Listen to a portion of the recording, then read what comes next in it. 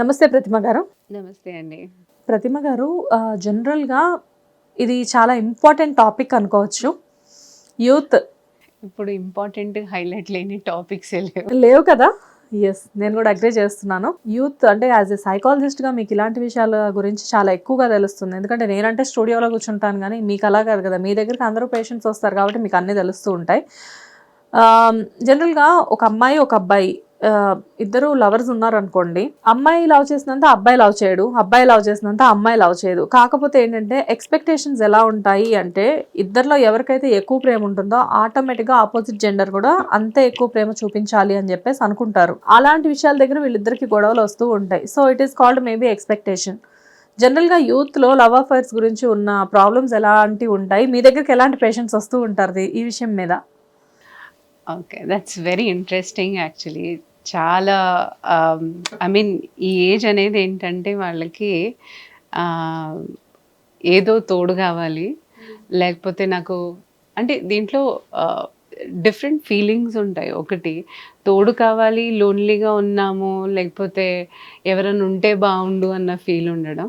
ఇంకోటి peer pressure అనడం. అంటే ఫ్రెండ్స్ అందరికీ గర్ల్ ఫ్రెండ్స్ ఉన్నారు, నాకు లేదేంటి?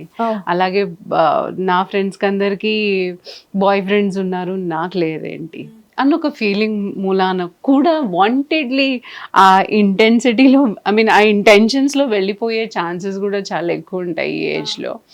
అండ్ నా దగ్గరికి వచ్చేసరికి యాక్చువల్లీ ఏంటంటే వీళ్ళకి లవ్ కానీ రిలేషన్షిప్కి కానీ ఆ డిఫరెన్సెస్ అన్నది పిల్లలకి తెలియట్లేదు. యాక్చువల్ రిలేషన్షిప్ అంటే ఏంటి, అది ఎవరి దగ్గర నుంచి రావాలి ఆ అండర్స్టాండింగ్ అన్నది పేరెంట్స్ దగ్గర నుంచి.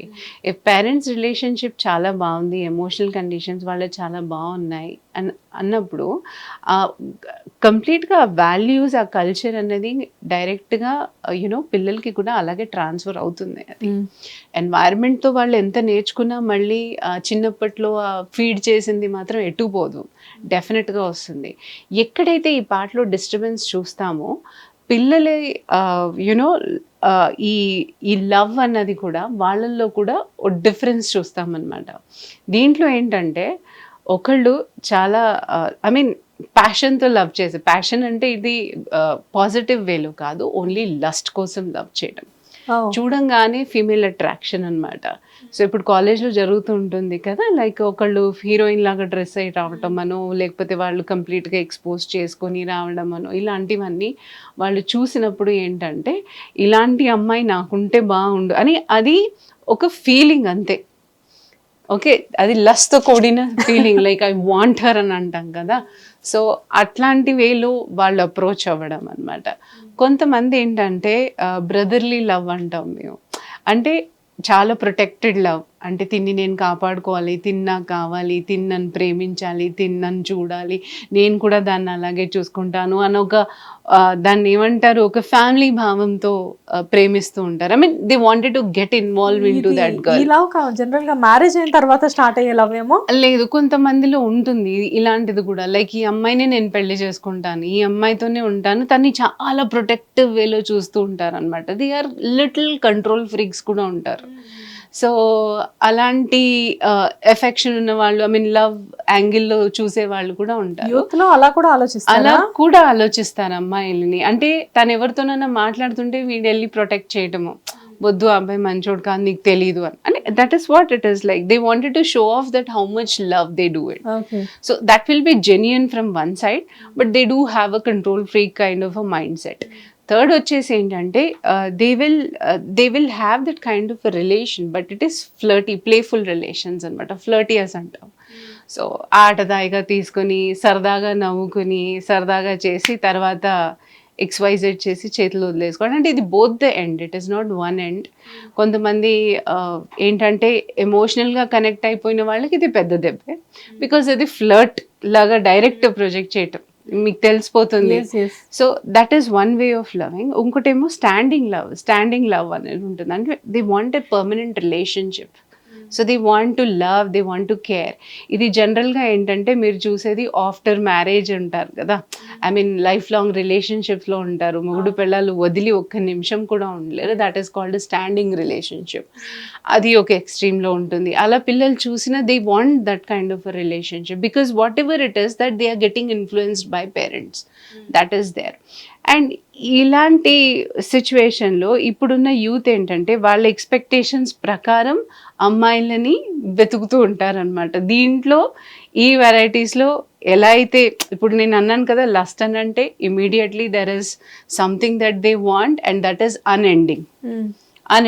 They are completely into that mode only. They'll not get into the serious relationship. Youth adi telusukovali what they are actually expecting. అమ్మాయిలు అన్న వాళ్ళు యాక్చువల్లీ చాలా ఎమోషన్తో అటాచ్మెంట్ పెంచుకుంటారు. అబ్బాయిలు అన్న వాళ్ళు కొంచెం ఇంపల్స్ చూపిస్తారు. As soon as they get in to relationship they want and build up like physical bonding. But అమ్మాయిలు కొంచెం ఆలోచించి వాడు ఎమోషనల్ ఎంత, వాడు ఏం చూసుకుంటాడు, ఇవన్నీ కొంచెం థాట్స్ ఉంటాయి వాళ్ళకి. సో ఇప్పుడు నేను అనడం ఏంటంటే ఈ యూత్లో ఇలాంటి అట్రాక్షన్ ఉండడం తప్పు కాదు, but they need to understand what kind of a relationship opposite person is expecting out of us. If they are really very clear about it, so getting in to affairs and then you know unnecessary ఏంటంటే ఒక ఇలాంటి ట్రాప్లో పడిపోతే like ఫ్లర్టీనెస్ కానీ దీంట్లో లస్టస్ దీంట్లో నిజంగా sensitive ఉన్న వాళ్ళు బయటికి రావడం చాలా కష్టం. కానీ వన్స్ ఇది ఫ్లట్టింగే అనుకుందాము, వన్స్ ఫ్లట్ చేద్దాం అనుకున్న టైంలో వాళ్ళ తర్వాత ఎక్కువ క్లోజ్ అయిపోతే ఈ ఫ్లట్టింగ్ కాస్త సిన్సియర్ అయ్యే ఛాన్సెస్ ఉంటాయా? చాలా తక్కువ, చాలా తక్కువ, చాలా తక్కువ. సో ఫ్లర్ట్స్ ఎప్పుడు ఒకళ్ళతో ఉండరు వాళ్ళు. They keep rotating. అంటే ఇంకొక అమ్మాయి అట్రాక్టివ్గా కనిపిస్తే ఇంకొక అమ్మాయి దగ్గరికి వెళ్ళడం. అలాగే అమ్మాయిలు కూడా కొంతమంది అలాగే ఉంటారు. లైక్ ఇఫ్ అంటే ఒక పర్టిక్యులర్ టైం తర్వాత వాళ్ళకి ఆ రిలేషన్షిప్ బోర్ కొడితే షిఫ్ట్. అది సో ఇది డిపెండ్స్ అనమాట. అందుకని you should be very clear with what kind of relationship you are maintaining. Youth అన్నది ఫస్ట్ అది తెలుసుకుని అసలు రిలేషన్షిప్ ఇంపార్టెన్స్ ఏంటి అని వాళ్ళకి తెలిస్తే డెఫినెట్గా వాళ్ళ ఇంప్రూవ్ అయ్యే ఛాన్సెస్ ఉన్నాయి. తొందరగా ఇట్లాంటి పిట్ఫాల్స్లో పడరు. So they should be matured enough అంటాను నేను. సో ఇన్ని రకాలుగా యూత్ అనేది మీనంటే అది లస్ట్ అవ్వచ్చు, లవ్ అవ్వచ్చు, కేరింగ్ అవ్వచ్చు, ఎమోషన్ అవ్వచ్చు, ఇన్ని రకాలుగా యూత్లో చాలా ఎమోషన్స్ క్యారీ చేస్తున్నారు ప్రజెంట్. కానీ ఎక్కువ మటుకు మీ దగ్గరకు వచ్చే పేషెంట్స్లో ఎలాంటి ఫీలింగ్తో ఎక్కువ మంది వస్తారు? అంటే నా దగ్గరకు వచ్చేసరికి వాళ్ళు ప్రేమలో ఉంటారు. అప్పుడు ఎవడో ఒకడు మోసం చేసి ఉంటారు వాళ్ళని, లేకపోతే వాడు ఇగ్నోర్ చేయటం అనమాట. ఇంకా కంప్లీట్గా నన్ను మర్చిపోయాడు, నన్ను పట్టించుకోవట్లేదు, ఇంకో అమ్మాయితో తిరుగుతున్నాడు అని. ఇదే ఫ్లర్ట్నెస్ అంటున్నాను కదా. సో వాళ్ళకి అది అర్థం కాదు. బేసికల్గా వాళ్ళు చాలా ఇంటెన్షన్తోనే వెళ్తారు. లైక్ ఐ మీన్ అట్లీస్ట్ నన్ను కూడా వాడు అంతే లవ్ చేయాలి, నేను ఎంత కేర్ చేస్తున్నాను అయినా నన్ను పట్టించుకోవట్లేదు. చివరికి ఏ స్టేజ్ వస్తుందని అంటే వాళ్ళు ఇంకొకళ్ళని పెళ్లి చేసుకోవడం. ఇది బీటెక్లోనే జరిగిన ఒక అమ్మాయికి ఇన్సిడెంట్ అనమాట. తన చాలా ప్రేమించింది ఆ అబ్బాయిని, ఎంత అంటే అంత ప్రేమించింది. సో వాడికి ఏంటంటే తను బీటెక్ ఫస్ట్ ఇయర్లో ఉండింది, ఈ అబ్బాయి ఏమో BTech final year almost like complete అయ్యే ఇదిలో, అండ్ నెక్స్ట్ వాడు జాబ్ వెతుక్కునే దీంట్లో ఉన్నాడనమాట. పెళ్లి చేసుకుంటాడు అని అనుకుని అసలు అన్ని రిలేషన్షిప్ అన్ని కంటిన్యూ అయిపోయాయి అమ్మాయికి. సో థర్డ్ ఫోర్త్కి వచ్చేసరికి ఆ అబ్బాయికి ఆల్రెడీ ఉన్నారు ఇంకొకళ్ళు అని తెలిసింది. అప్పటి నుంచి హార్ట్ బ్రేకే కదా. ఐ మీన్ అప్పుడు అంతా వాళ్ళు ఇంకా వెనక్కి వెళ్ళాలనుకున్నా, లేకపోతే వాడిని కన్విన్స్ చేద్దామన్నా అది కుదరని పని. So that is how it is like a trauma for a girl actually. అంటే నేను ఇంత దీంట్లో ప్రేమించాను అయినా ఏం లేదు అని. సో ఇక్కడ ఏంటంటే ఆ 4 yearsలో ఎంత ఇంటిమేట్ రిలేషన్షిప్లో ఉన్నారు అన్నది కూడా చాలా. కానీ ఆల్రెడీ బయట ఒక గర్ల్ ఫ్రెండ్ ఉన్నప్పుడు ఇంకొక అమ్మాయిని మెయింటైన్ చేయడం అంటే రెండు రకాలుగా మెయింటైన్ చేయడం పాసిబులా? అంటే చేస్తారు.